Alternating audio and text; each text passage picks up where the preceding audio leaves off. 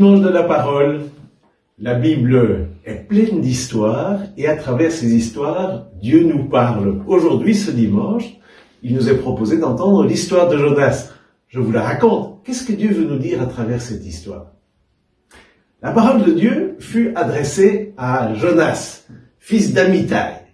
Lève-toi, va à Ninive, la ville païenne, et proclame que sa méchanceté est montée jusqu'à moi. Ninive, en Irak, à côté de Mossoul. Et Jonas se dit, surtout pas. Jonas descend jusqu'au port, il monte dans un bateau, dans un navire, pour partir en direction de Tarsis, vers l'Espagne. Vous devinez que Dieu ne se laisse pas faire aussi facilement que ça, et Dieu envoie sur le bateau une tempête du tonnerre de Dieu. Alors les marins prennent peur. Ils se mettent chacun à prier leur Dieu, en se disant « Sauve-nous, sauve-nous » Ils veulent voir ce que fait Jonas. Ils se rendent compte que Jonas est dans le fond du bateau, dans le fond de la cale, en train de dormir d'un sommeil mystérieux. Alors le capitaine le réveille en disant « Mais toi aussi, prie ton Dieu, d'où viens-tu? D'où es-tu » Jonas dit « Je suis hébreu, je suis le serviteur du Dieu vivant qui a fait le ciel et la terre. Malheureux es-tu, prie ton Dieu, qu'est-ce qu'on va pouvoir faire ?» Alors, Jonas leur dit, mais jetez-moi par-dessus bord. C'est pas possible. Et ils se mettent à prier, les marins, en disant, Dieu ne nous tient pas rigueur du meurtre d'un innocent. Et ils jettent Jonas à la mer. Tout aussitôt, la tempête s'arrête. Il se fait un grand calme.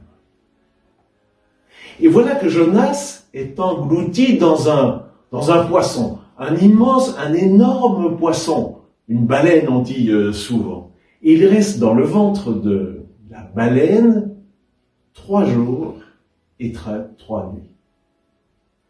Dans le ventre du poisson, Jonas se met à prier.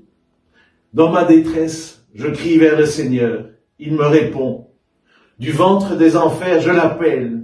Il écoute ma voix. Retire ma vie de la fosse, Seigneur mon Dieu. Viens à mon secours. Alors, le Seigneur parla au poisson et celui-ci rejeta Jonas sur la terre ferme. Bon, Jonas repart en direction de Ninive. Il commence à prêcher à travers Ninive. Ninive, c'est cette grande ville païenne. Il fallait 3 jours pour la traverser. Mais Jonas la traverse en un seul jour. Et il dit, encore 40 jours et Ninive sera détruite. Encore 40 jours et Ninive sera détruite. En écoutant ça, voilà que tous les habitants se mettent à se convertir, à changer leur regard, à changer d'attitude. Et le roi lui-même fait proclamer un décret à travers toute la ville. Revêtez-vous de cendres, convertissez-vous, devenez juste.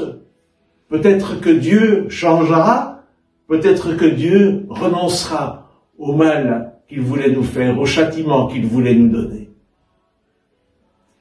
Et Dieu vit, et Dieu renonça à châtier la ville de Ninive.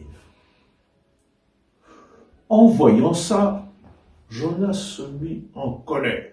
Mais une colère. Il dit, mais je savais bien que tu étais un Dieu comme ça, tendre, miséricordieux, lent à la colère, plein d'amour. De quoi est-ce que j'ai l'air, moi, ici? Il se mit à bouder de côté. Dieu lui dit, Jonas,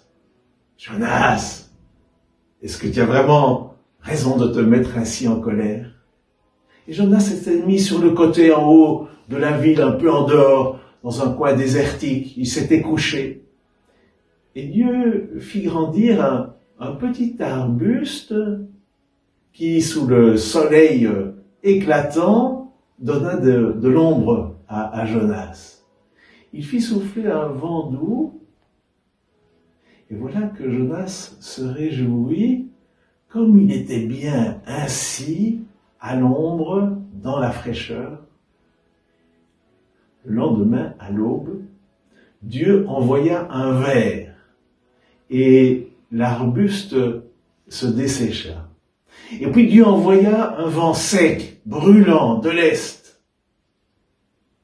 Alors, Jonas se mit en colère à nouveau. Il dit, c'est toujours la même chose, mieux vaut mourir que de vivre cette vie de fou. Mieux vaut mourir. Dieu se mit à rire. Il lui dit, Jonas, pourquoi te mettre en colère pour un pauvre arbuste pour lequel tu n'avais rien fait? Et moi, je n'aurais pas pris pitié de toute la ville de Ninive, avec ses 120 000 habitants jusqu'à des bébés qui ne distinguent pas leur main gauche de leur main droite. L'histoire se termine ainsi. Dieu riait du bon tour qu'il avait fait à Jonas. Dieu riait vraiment.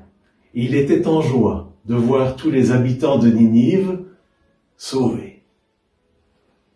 Et vous, qu'en pensez-vous de ce Dieu sauveur et blagueur?